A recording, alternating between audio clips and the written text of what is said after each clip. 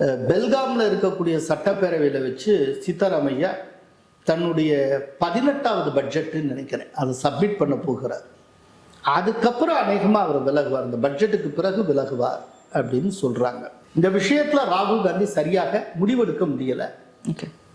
இத்தனைக்கும் ராகுல் காந்தி முன்னிலையில தான் ஒரு ப்ராமிஸ் டி.கே. சிவகுமாருக்கு ஆரம்பத்தில் கொடுக்கப்பட்டது. 2022 அவங்க பதவி இருக்கிறப்போ முதல் 2.5 வருஷ ஆண்டு காலம் சீதாராமையா, அதுக்கு அடுத்த 2.5 வருஷம் டி.கே. சிவகுமார்.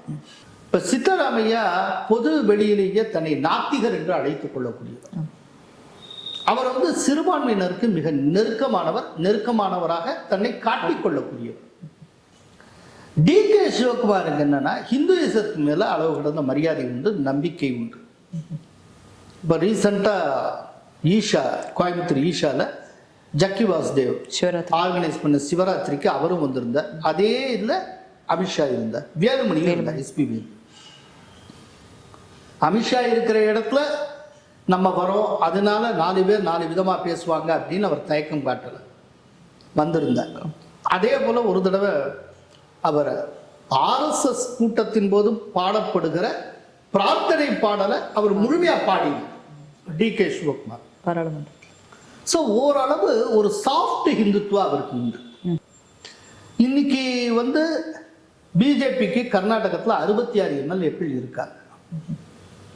இப்போ அங்க மெஜாரிட்டிக்கு தேவை 113. இப்போ 47 எம்எல்ஏக்கள் அவருக்கு கூடுதலாக வேணும் டி.கே. சிவகுமாருக்கு. இதுல மதசார்பற்ற ஜனதாதளம் பிஜேபியோட தான் இருக்கு. அந்த மதசார்பற்ற ஜனதாதளத்துக்கு 19 எம்எல்ஏக்கள் இருக்காங்க. ஸோ இப்போ 48 தேவைன்னு சொன்னேன், அதில் 19 கழிச்சிருங்க. அப்படின்னா இப்போ அவருக்கு தேவை ஒரு அரௌண்டு 30. ஸோ 30 எம்எல்ஏக்களை, தன்னுடைய ஆதரவு எம்எல்ஏக்களை தனியாக கொண்டு வர்றதுக்கு டி.கே. சிவகுமாரால் முடியும் என்றால் அவரால் ஆட்சி அமைக்க முடியும். பட் அதே நேரத்தில் கட்சி தாவல் தடை சட்டம் என்ன சொல்லுகிறது?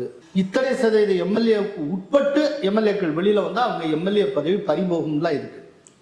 அந்த சட்டத்தினுடைய பாயிண்ட்ஸ் எல்லாம் பார்த்து தான் அவங்க செய்வாங்க.